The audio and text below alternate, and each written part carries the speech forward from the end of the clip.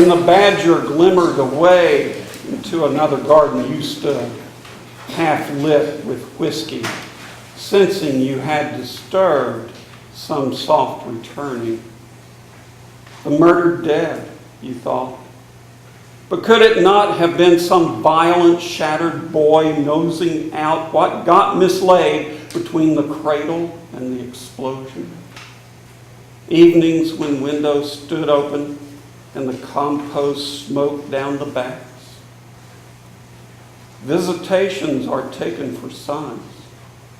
At a second house, I listened for duntings under the laurels and heard intimations whispered about being vaguely honored.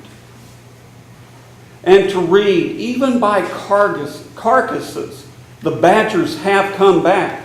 One that grew notorious lay untouched in the roadside. Last night one had me breaking, but more in fear than in honor.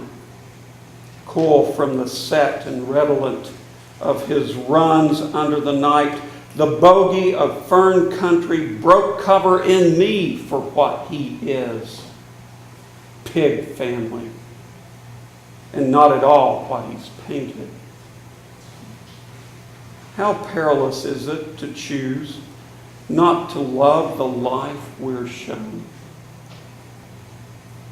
His sturdy, dirty body and interloping grovel, the intelligence in his bone, the unquestionable houseboy shoulders that could have been my own.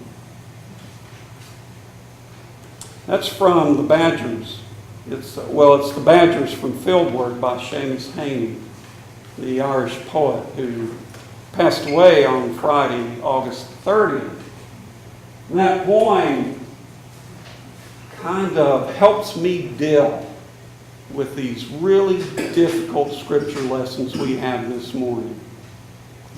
You know, we all have self-perceptions.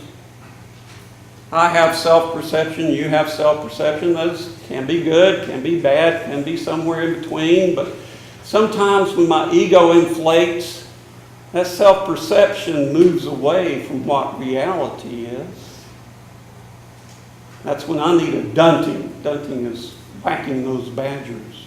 Because my badger's on the loose. And usually it's others who will say, more than likely it's Mary Jo who stares in these badger eyes and says, really? And then I'm brought to the moment of awareness and acceptance, possible acceptance, which means maybe I have a choice, but here's Jeremiah saying, no, you lump of clay, you're on the potter's wheel. And so you do this or that, and God's going to play with you. God's going to shape you this way and that way. And if it's spoiled, He'll just shape you into something else. So, am I free? Am I anything more than a badger operating on instinct, just mindlessly going through life, doing what I wish and what I want? I don't like that. I want to be free. What about you? You want to be free? Yeah, you know something's coming, don't you?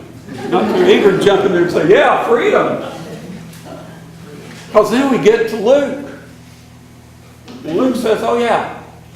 Look, that's Jesus saying, you're free. And right here's a line.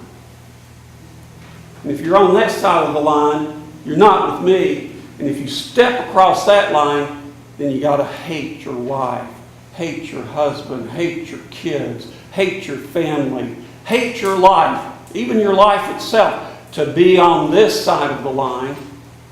And then Luke, I think, softens it up, because the thing that we really, really love, our possessions, he saves for last, but he intersperses those two things about building a tower and going to war.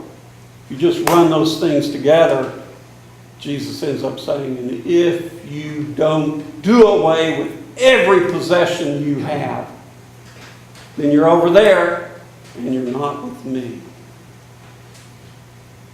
Not much of a choice. Well, wait, maybe it is. How are we going to work our way out of this one? We could talk about Onesimus, Philemon, slavery and all that.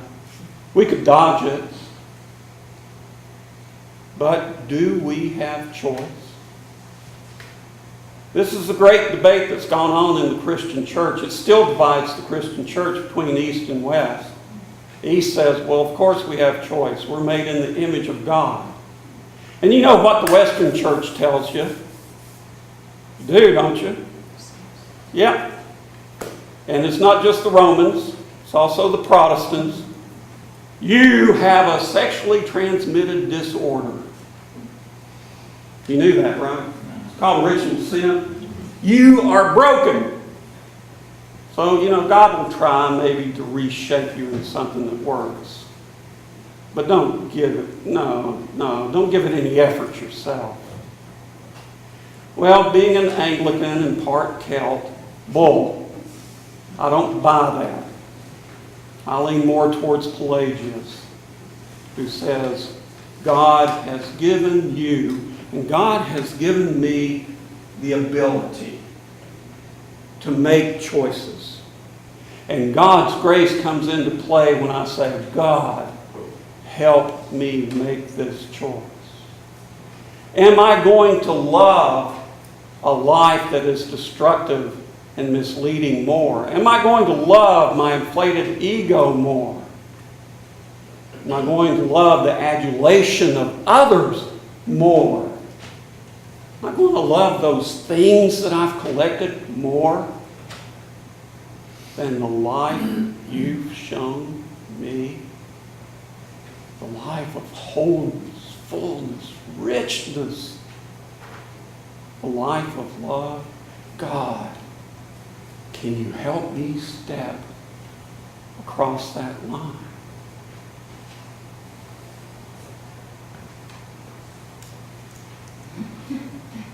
How perilous it is to choose not to live the life we have been shown.